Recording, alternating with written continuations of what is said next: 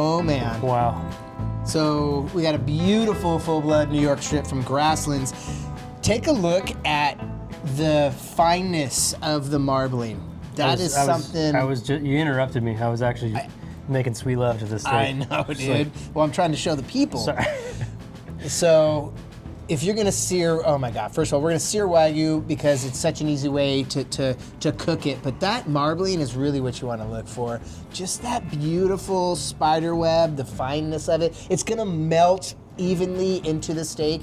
It's gonna be perfect. So, we got our pan here. We're searing Wagyu. It's kind of the best way to do it if you've never cooked Wagyu before. What are you looking for in your pan before we even got started? Whoa. I put a little bit of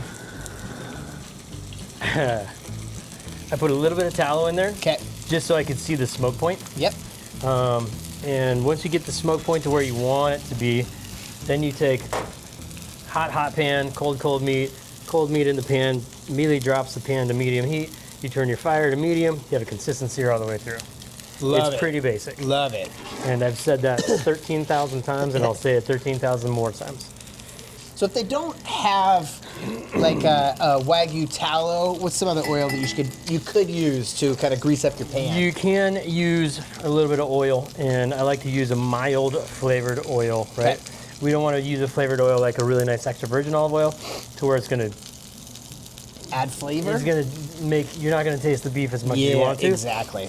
So a mild flavor oil is a grapeseed oil, an avocado oil, a little canola if you have to. Okay. But again, we're talking about Wagyu here, right? And Wagyu fat starts to melt at 70 degrees. So really what you're going to see here is you're going to see this fat cap on the New York start to melt. You're going to see this pan start to fill up with fat because the intermuscular fat is so prevalent. It's just going to start to seep out in your pan anyway. But it's always good to have just a little bit of lubrication in the pan, and also looking for that smoke point, right? Yeah. You want that. You want to know where that perfect smoke point is. Because, I mean, if I didn't put fat in there, I'd just start tapping it with my fingertips, and I'm not going to tell people to do that. No. That's not a good idea. Okay, so we've got it in there. It's on a medium heat. You're kind of moving it around. We're just looking for that initial sear. Initial sear is key. Yeah. Initial sear is clutch. And you're pressing it down, and why am I pressing that down? Because this is a New York strip. And what do we know about New York strip? Is that there's this little teeny like nerve, and it kind of tends to go right in the middle. Yeah. So when you're grilling, that reverberant heat's going to hit every piece. Even if it bows up. Even if it pucks up. But if it pucks up in the pan, you want to press it down, because if it pucks on the pan like that, and it's just gonna, then it's just gonna steam. Yeah. And what we really want to have that sear all the way through. Yeah. Right. So it's the initial sear is the most important sear to me. Yeah. And you know, at this point, you can start peeking at it. This side is cold, so you have to worry about it. Yep. Right. And I'll just kind of flip and kind of give it an eye. Yep. And again, nice. I'll do that over. But again, when I put it back down, I always have my spat touching the meat all the way back to the pan. Yeah. That way you don't lose it. Doesn't splash. Right? Yeah, totally. And I've been training you about this for I want to a get that couple weeks smell, now. huh? You smell it? Yeah, a little bit of that. So like your original smell is the sweet Wagyu beef contact. Yeah. Then when you start to get that sear, you're starting to get a little bit too north of a good sear, to where you're going to get a little bit of caramelization more than you'd want. That's where that smell comes in. Yes. So, and when I talk about that smell, that's it right there. Yeah. See how this edge gets a little more crispy, crunchy? Yeah. It's not burnt by any means. It's just caramelized. Yeah. That's where you want to flip it. And that's where we're going to start moving it around. And you keep saying it's that carbon, light carbon smell. Yeah. It's interesting.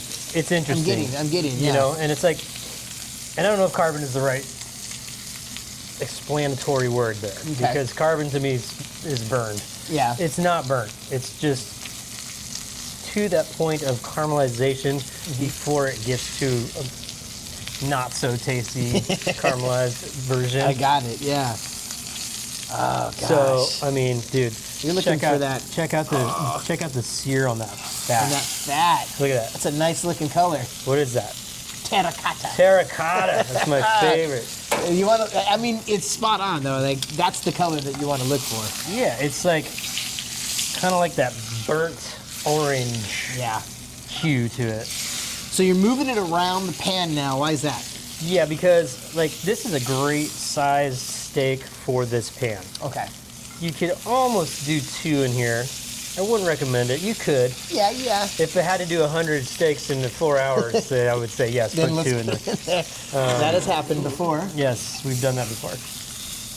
But yeah, moving it around because if you just leave your meat in one spot, right? If you just leave your meat in one spot, then this part's going to be cooler, and the edges are going to start to get real hot. Gonna pick up some of that heat. Yeah, we're just heat distribution, right? And that's what we're doing. It's like we're controlling the heat of this pan. Yeah. So we're controlling the heat of the meat and the heat of the pan all in one fell swoop. That's great.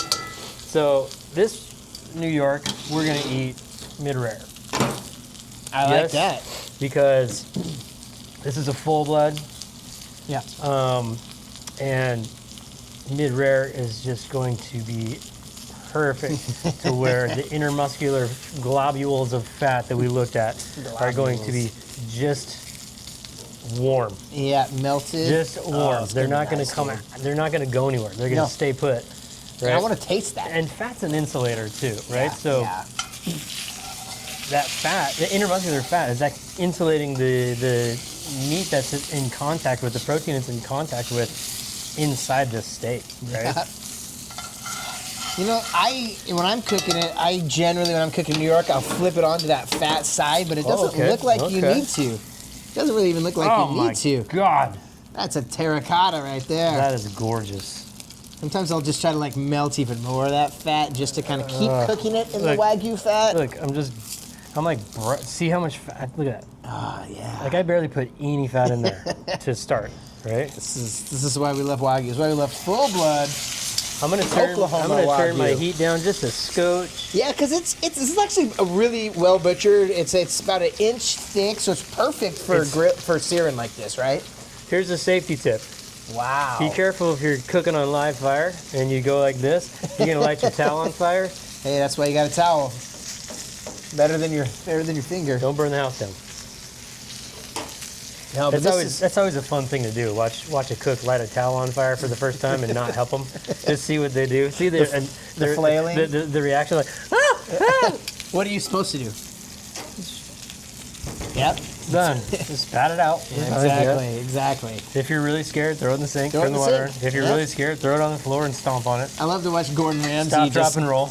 Push the guy out of the way and come here, you ninny! Get out of here, you donkey! I love it. That's my boy Gordo you're talking about? That's your boy, dude. So we're just cooking this all the way through, right? You're just looking to get a beautiful sear on both sides. Crust. A beautiful crust. This crust is going to add that flavor, and I think Wagyu needs crust. You want to have that; it gives it that texture. Oh God, I feel like we're almost there. Notice a professional chef using the thermometer. Do not be afraid to use all the tools that are out there. That's what I want you to do. Please. Is I want you to use the thermometer. I want you to, when using the thermometer, notice what's happening to the meat structure. Yeah. Right? So that's how we're going to... What do you mean by that? Look at the juices. Look at how they're pooling up around the fat. Okay, so pay attention to everything that's happening, right? Pay attention so to not just like checking it, going like, oh, it's almost there. No. When you're done checking it, so what happens if you go on a camping trip and you're doing this for your buddies and you forgot your thermometer? You're gonna have to learn something. Then you're gonna have to learn on pure intuition and your skill set, right?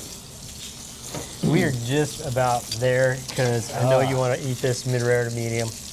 No, I'm like a mid-rare. I like it mid-rare. Mid-rare all day. Yeah. We're gonna pull it. You're gonna pull it. It's gonna continue cooking just a little bit more. Oh God, just please show that. Oh my God. I mean, we're not doing anything fancy here. It's just a sear. Just a sear. Oh yeah, there we go.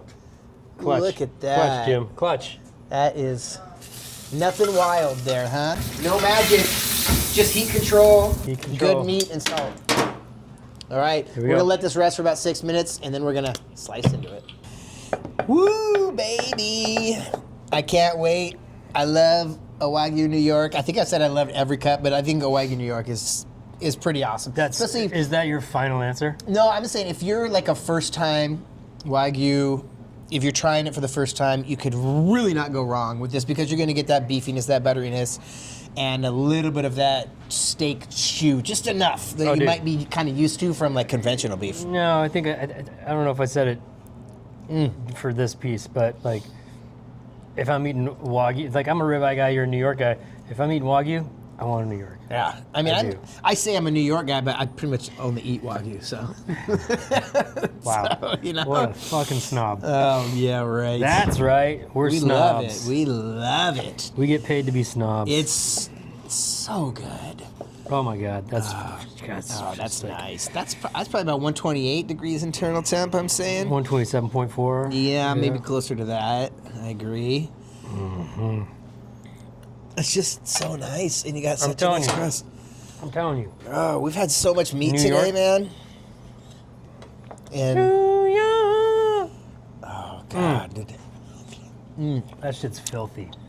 That is so good.